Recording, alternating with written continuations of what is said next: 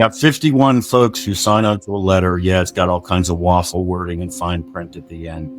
But the bottom line is they know, because actually the Washington Post article was actually already written when they signed. Post didn't just discover this and then write an article about it. The Post was part and parcel of this. What it boils down to is that we're going to tell the American people going into the election, pay no attention to Hunter's laptop.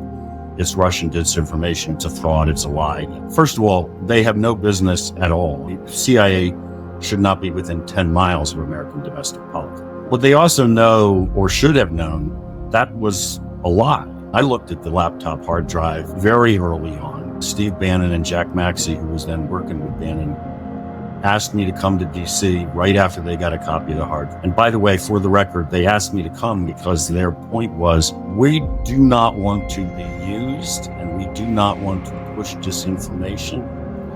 So we want you to give us a readout. And they had at least one other guy with more of a technical background involved as well.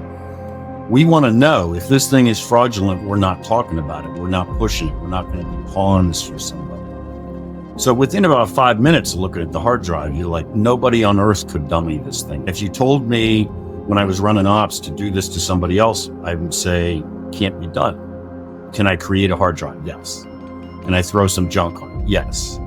Will a competent tech guy tell you that it's a fraud in about 5 minutes? Yes. Just think about all the permutations. You got emails and you got images, and every image was taken at a real location on a real date with real people and has metadata associated. In other words, it shows the GPS coords and the time and date, and every email has similar stuff, where it came from, who it was originated by. And by the way, all those emails don't exist just on that laptop. They have to exist on the laptop of the person it was sent to or from, servers in between. We could go on like this forever. It's just, the point is, too many variables, too much stuff. You want to tell me somebody put an email on here that's fraudulent? Even that's not nearly as simple as people might think for it to stand up to scrutiny, because there's a lot of things associated even with one email. But the point is, that's not what you're saying. You're saying the whole thing's a fake. There's no way. There's Hunter Biden, God forbid, with no trousers on, as usual, in a hotel room in Hong Kong with 3 drunk Russians, 2 hookers, a stack of coke. And it's a real room in a real hotel, and all those people are real. And where they were on that date at that time is a known. So how would I fake that?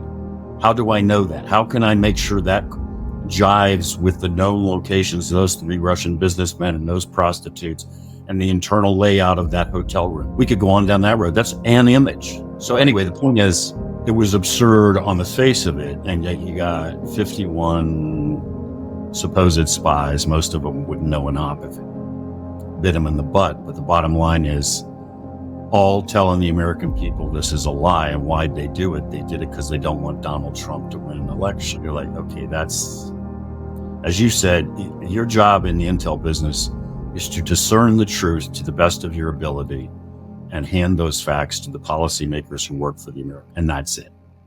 You don't make policy. You certainly don't get involved in domestic politics.